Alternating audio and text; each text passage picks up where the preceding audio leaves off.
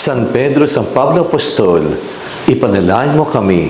Ako po si Father Eric Arada, mula sa Diyos ng Lipa, Curaparco, sa parokya ng Santa Clara, dito sa Barangay Santa Clara, lungsod ng Santo Tomas. Magandang araw sa ating mga faith friends at mga kalakbay sa ating buhay pananampalataya at patuloy ang pagdinilay sa paglaga ng salita ng Diyos.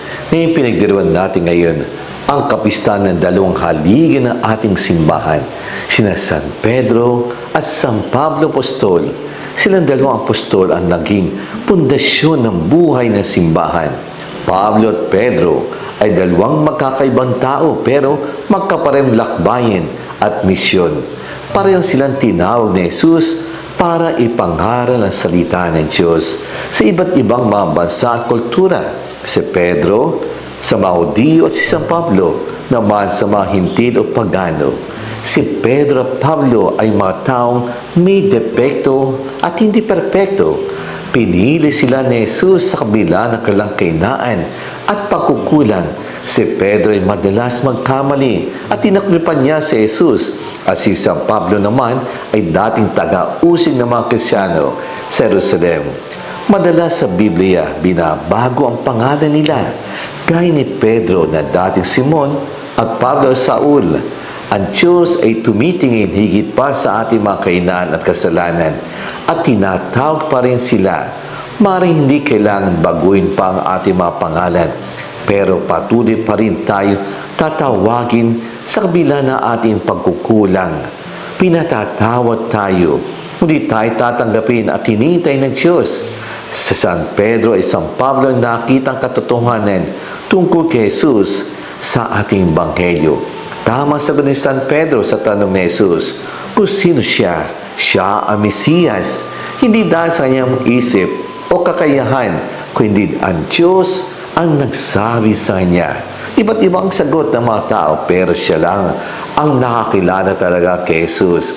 Pero nagsabi ni Jesus kung ano ang mangyayari sa kanya, na siya ay kailangang itakwil, maghirap at mamatay. At biglang hindi niya kayang unawain, ay napagsabihan pa siya ni Jesus. Kaya nga hindi natatapos ang pagkakilala natin kay Jesus. Madalas tayo ay mayabang na mamalak na kilala si Jesus.